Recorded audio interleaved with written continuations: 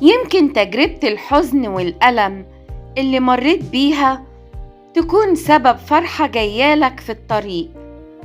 ربنا بيعوض بفرحة كبيرة، ثق فيه.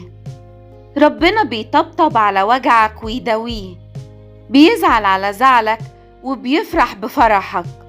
ربنا حنين قوي.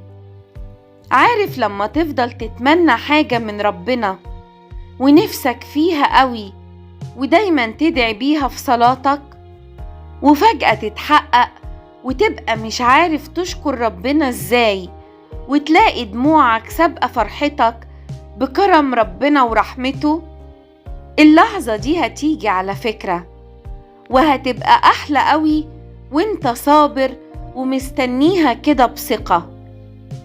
كل الحكاية ربنا بيرقيك شوية عشان لما تجيلك تكون بجد تستحقها. اطمن، ربنا ما بينساش حد.